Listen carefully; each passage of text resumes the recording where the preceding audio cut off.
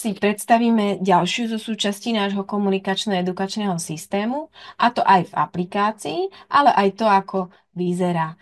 Je to vlastne súčasť, ktorú sme vyvinuli následne ako doplnok ku klávesnici, ale nie je to doplnkom, je to samostatná súčasť, takže kľudne, ak ju máte iba túto súčasť, tak ju môžete plne využívať a rozvíjať sa so svojím dieťatkom alebo klientom. Je to takáto doska, ktorá pozostáva z ďalších kociek, ktoré fungujú na takom istom princípe, ako je to u klávesnice. Môžeme si ho stručne aj zopakovať. Takže každá kocka je samostatný celok. V kocke je čip, alebo teda zariadenie, ktoré má nahratú informáciu a tá informácia komunikuje s počítačom. Informácia sa tam odosiela prostredníctvom snímača. Snímač je bezdrôtový, bezkáblový a funguje na princípe Bluetooth. Zapneme ho jednoduchým tlačítkom a snímač sa nám pripojí k počítaču. To si môžete skontrolovať aj v aplikácii, ako sme si hovorili, že je snímač pripojený a to nájdete dole, tam, kde máte USB, tak tam nájdete aj to. Teraz je snímač odpojený, tak to máme takto červeným napísané, ale ak ho zapneme, snímač bude nabitý, tak nám toto bude v zelenej farbe a napísané, že je pripojený. Snímač nabíjame takým spôsobom, že do otvoru dáme jednu časť kábla, druhú časť USB zapojíme buď do počítača alebo do štandardnej nabíjačky, napríklad na telefón alebo podobne a zapojíme do siete. To, že sa snímač nabíja, nám bude signalizovať modrá kontrolka, ktorá bude svietiť, až kým snímač nebude plne nabitý. Keď bude snímač nabitý, kontrolka zhasne a my vieme, že máme snímač pripravený. Môžeme ho používať aj počas nabíjania, takže ak by sa vám to stalo aj v priebehu používania, tak si ho pripojíme na kábel a môžeme snímač používať aj v takom prípade. Čo sa týka toho snímača, tak ten prenáša signál do počítača, netreba sa úplne dotknúť tej kocky, stačí sa k nej iba priblížiť. Ak sa priblížime na určitú vzdialenosť, signál sa prenáša do počítača a my vidíme, bude to obrázok alebo je to čokoľvek, čo potrebujeme. To vieme využiť aj tak, že si ten snímač umiestnime do bábky, zo zadnej strany si umiestnime vlastne snímač do bábky a do tohto jazyčka si ho vopcháme, zapamätáme si, že či ho máme z tejto alebo z tejto strany, lepšie reaguje tam, kde nemáme tú gumičku a snímač máme umiestnený v bábke. Túto časť si skrieme až dovnútra a máme takúto interaktívnu bábku. Tá slúži najmä na rozvoj sociálnej interakcie, pretože my chceme u detí rozvíjať práve to, aby nekomunikovali iba s počítačom, ale aby komunikovali prostredníctvom nás, prostredníctvom bábky alebo čohokoľvek, čo je tým prepojením medzi technológiou a medzi dieťatkom. To najmä využívame u tohto komunikátora, lebo ten je práve na to, aby nám rozvíjal komunikáciu, slovnú zásobu a to, aby dieťa dokázalo odovzdávať informácie a učilo sa takýmto spôsobom, že dokáže niečo od niekoho trebárs chcieť a trebárs to aj dostane. Preto je výborné, že je tiež vo forme kociek, že to dieťa vlastne dáva nám tú kocku alebo tej bábke a odovzdáva tú informáciu, ktorú kocka predstavuje. Ja si otvorím už teraz aj aplikáciu komunikátora, keďže je osobitná a nájdeme ju znova na pracovnej ploche ako ikonku komunikačný denník alebo komunikátor. Otvoríme si ju A teraz vidíme prostredie tejto aplikácie. Je to podobne, ako keď máme iné programy, ktoré slúžia na alternatívnu formu komunikácie, že máme tu nejaké obrázky, nejaké kategórie, ako napríklad emócie, osoby, činnosti, oblečenie, miesta, jedla. Takže toto všetko sú kategórie, do ktorých máme rozdelené jednotlivé slovíčka, jednotlivé obrázky.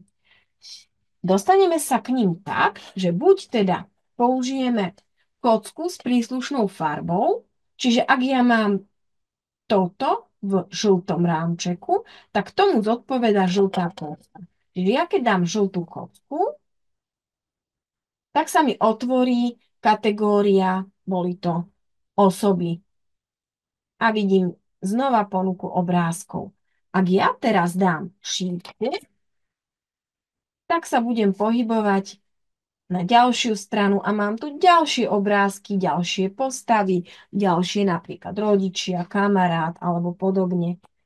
Keď ja použijem tú šípku znova, tak znova. A takto prechádzam so šípkami na jednu a na druhú stranu. A vždy si viem potom vybrať to, čo potrebujem. Čiže ak by som si teraz chcela vybrať napríklad doktorku, tak použijem farbu čiernu. Čiže čiernou farbou označím doktorka. A stalo sa mi to až dvakrát. Ale to nevadí. Skúsime si to teraz opraviť. A to urobíme takouto gumou. A jeden obrázok môžeme vymazať. Ak ja si to ale dám teraz trošku ďalej a zoberiem si inú, napríklad túto kostku, asistent, tak mám napríklad asistenta. Alebo zoberiem si ďalšiu kocku, rodičia. Mám tam rodičov. Tak, teraz, keď si to chceme zopakovať s dieťatkom, a prehrať si všetky tieto položky, ktoré sme vybrali, použijeme takýto reproduktor. Doktorka, asistent, rodičia. Rodičia. Tak, teraz, keď sme si tento riadok už prehrali, všetko to, čo sme vlastne dávali na týchto kockách, môžeme si ich tiež akoby vybrať a ešte ukázať tomu dieťatku, aké kocky vybralo, napríklad čierna, rúžová, oranžová a ho aj takto naučiť, že vlastne ktorá farba zodpoveda ktorému obrázku, aj keď u niektorých detí sa vám to nepodarí. To hovorím dopredu, nemusíte sa báť, aj vtedy to má zmysel, ak vy to dieťatko priamo budete navádzať na tie farby. Nepochopí ten princíp, že červená, červený a ten obrázok, alebo ho to bude mýliť, ale tam ide o to, že je motoricky aktívne, že vám to dáva, že komunikujete, že ho to motivuje vám tú kocku podať. A takto ho môžete k tomu aspoň viesť, že teraz, keď máme tieto farby, ja si ich dám aj do takého poradia, ako sme to vyberali, prehrali sme si to, ukážeme si to ešte treba s prštekom, tak vieme, že sme si vybrali tieto tri položky. Teraz, ak použijeme gumu, tak nedáme iba späť tú poslednú položku. Ale keď sme si to už prečítali, tak nám to vymaže vlastne celý ten riadok a môžeme začať odznova a začíname komunikovať. Skúsime si ale poskladať nejakú vetu.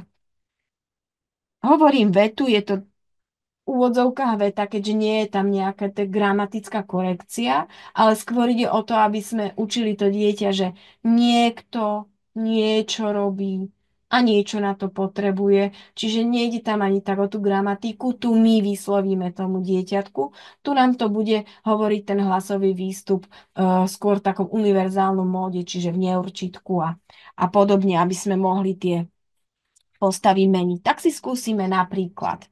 Dáme si kategóriu osoby a teraz to skúsime cez skratku. Máme tu na to tieto základné kategórie rozdelené aj v samostatných kockách. Čiže zoberieme si osoby, Symboly sú rovnaké. Teraz nemáme hlasový výstup, aby keď budeme častejšie používať tie kocky, aby nám to nerušilo tú komunikáciu. Takže teraz sa nám neozval hlasový výstup, ale sme v kategórii osoby. Zoberieme si napríklad Mama, mama. A teraz treba chceme vyjadriť, že sa chceme hrať. Tak dáme si činnosti,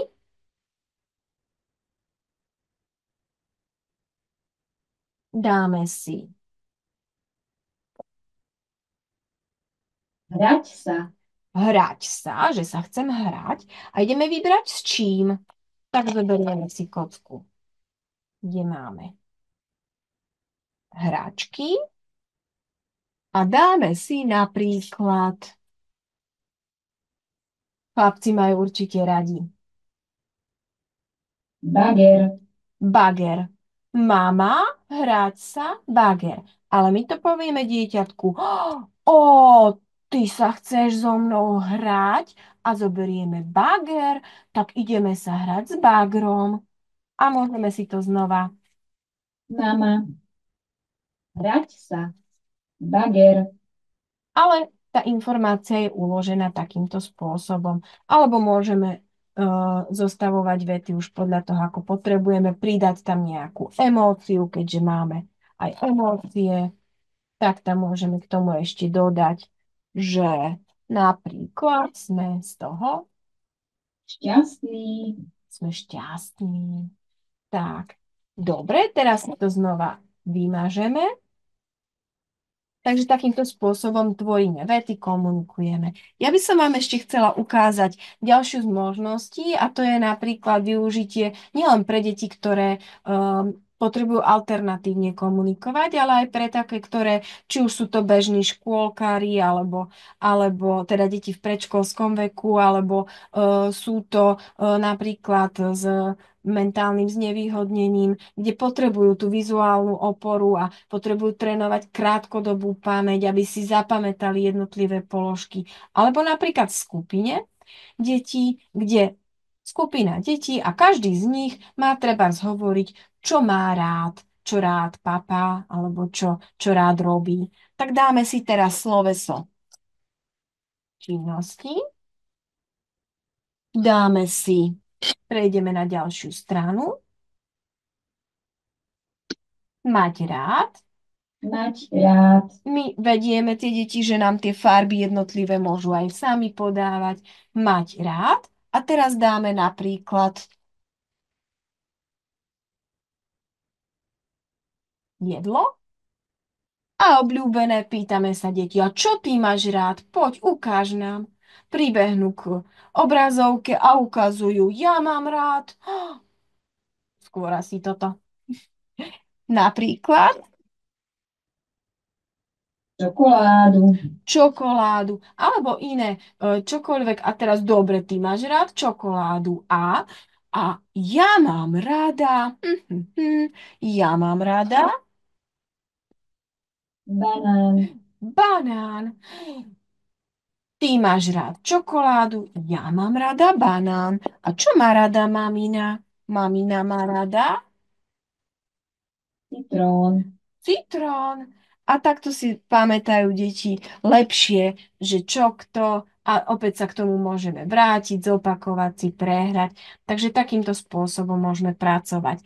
Vytvorili sme ešte aj takúto skrátku špeciálnu. Hore máme rôzne ikonky, ale napríklad jedna z nich, ktorú by ste mali mať všetci, je finančná gramotnosť. Keďže je niekedy náročné učiť deti finančnej gramotnosti, pokiaľ nevedia čítať, písať a predsa chceme ich k tomu viesť, tak sme vytvorili takúto skratku, kde ak my napríklad teraz si to vymažeme a dáme si toto, môžeme sa hrať na nakupovanie.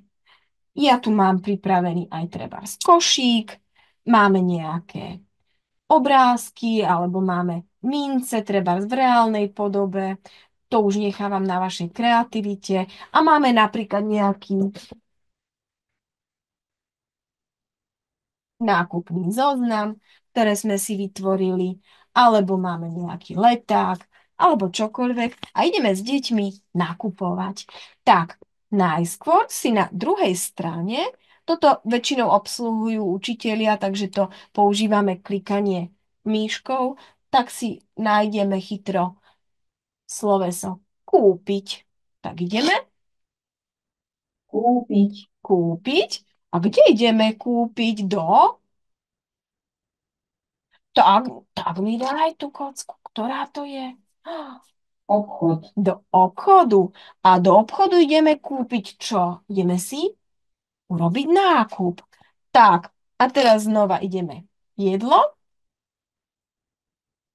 a dávame podľa nákupného zoznamu. Tak hľadáme. A máme tu Čerešne. čerešne. Výborne. Ideme ďalej. Čo tam ešte máme? Čo tam máme? Pozeráme, zatiaľ tam nič nie je, ale tuto niečo máme. Máme tam Lízatko. lízatko na zozname. Tak, a teraz napríklad tie kocky môžeme dávať aj do košíka.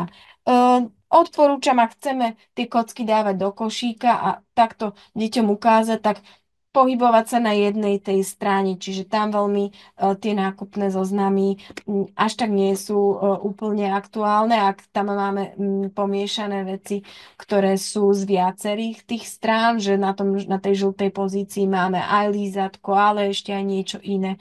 Ale na úvod môžeme využiť aj to, že použijeme iba veci z jednej strany a vtedy dávame aj tie kocky do košíka a je to ešte také pochopiteľnejšie pre to dieťa. No a teraz ideme ale zaplatiť. Už máme plný košík, tak ideme a znova otvoríme si finančnú gramotnosť a tento nákup stojí 4 eurá. Tak, zoberieme a dávame. Ako to dáme? 2 eurá. 2 eurá. A ešte 2 eurá. 2 eurá. To už máme asi 4 eurá. Ako to skúsime zaplatiť? Máme tu viac možností. Buď platobná karta, alebo peňaženka. Tak zaplatíme napríklad platobnou kartou. Tak dáme. Platobná karta. Deti to už veľmi dobre poznajú, ale nie je to až také jednoduché, lebo my potom musíme použiť Terminál. terminál. Ja to teraz pre rýchlosť budem už len ďalej preklikávať, ale vy na to používate kódsky terminál. A kde platíme? Ako sa to volá? Pokladňa. Pokladni. A na čo ešte počkáme? Čo dostaneme potom? Taký papierik. Ako sa to volá? Účtenka. Účtenka.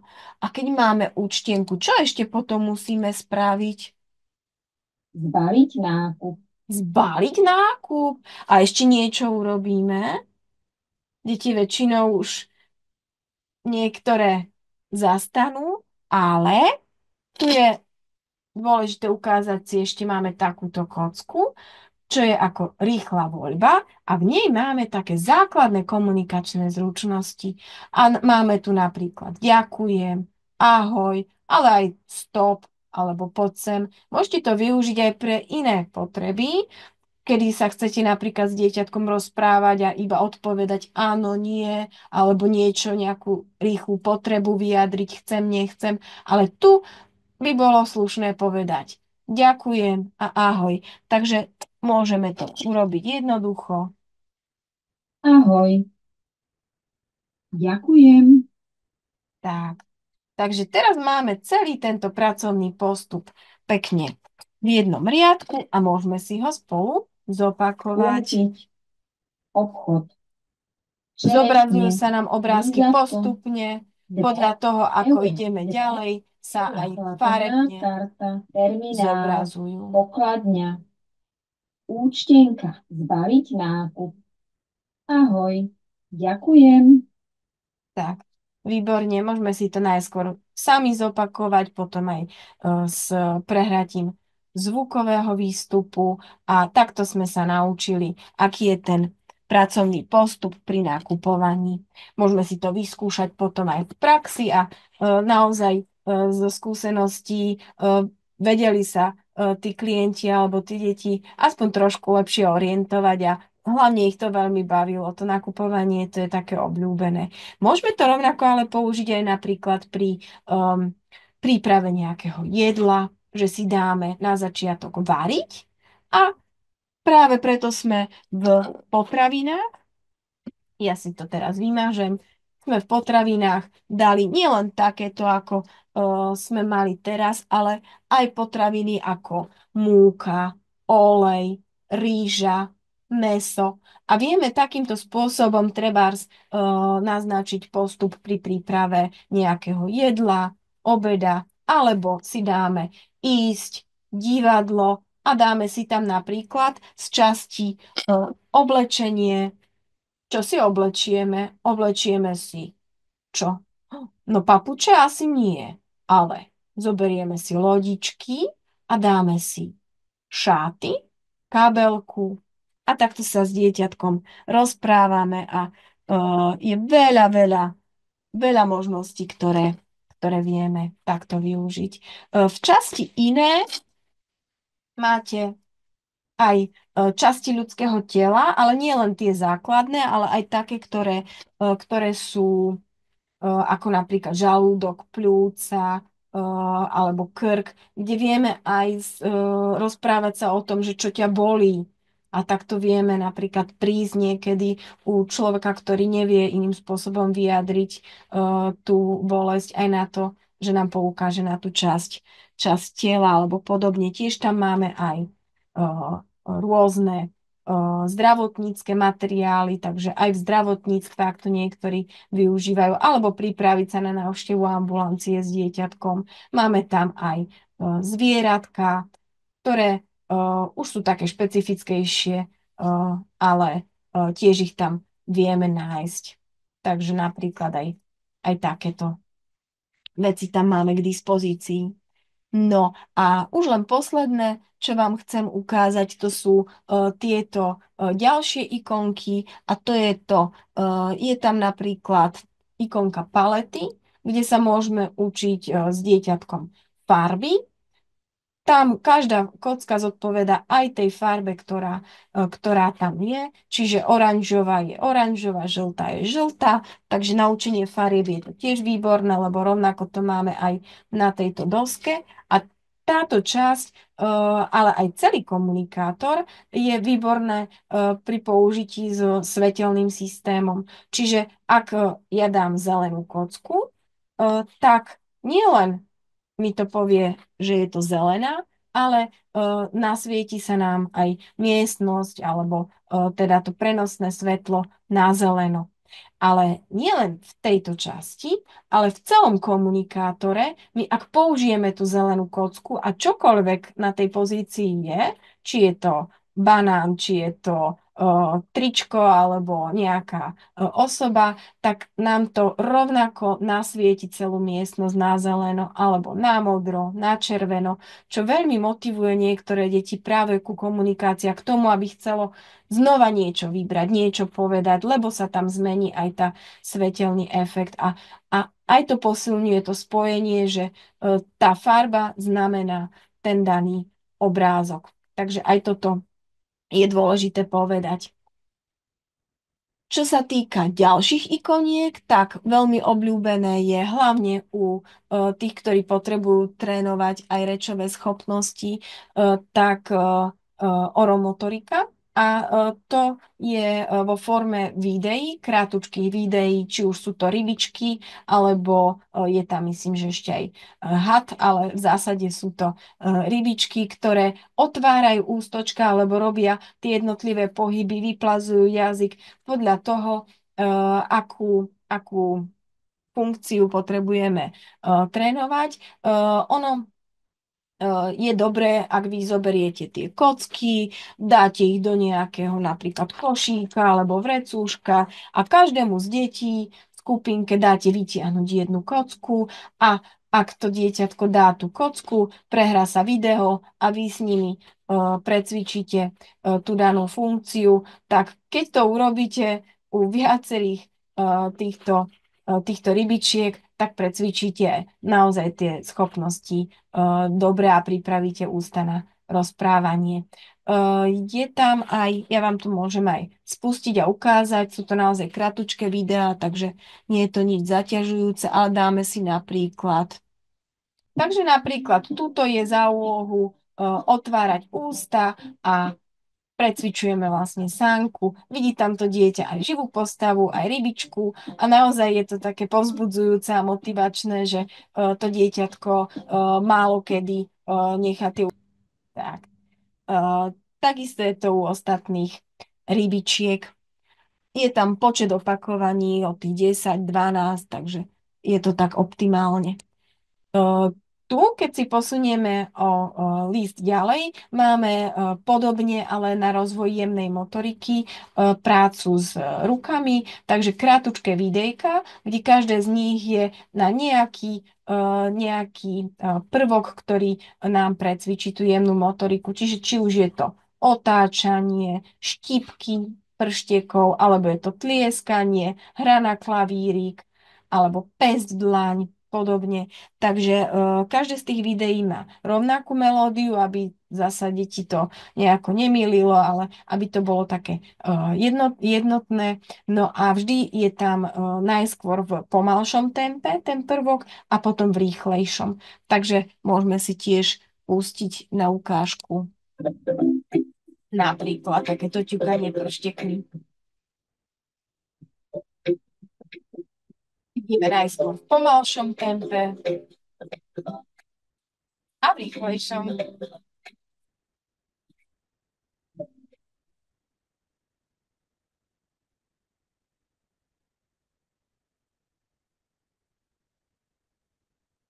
Tak. Ak si chcete to video vypnúť skôr, dole je takáto malinká guma, takže aj to sa dá, ale sú to naozaj kratučké videá, takže myslím si, že nie je problém, aby to dieťatko vydržalo toľko tých pár sekúnd precvičovania.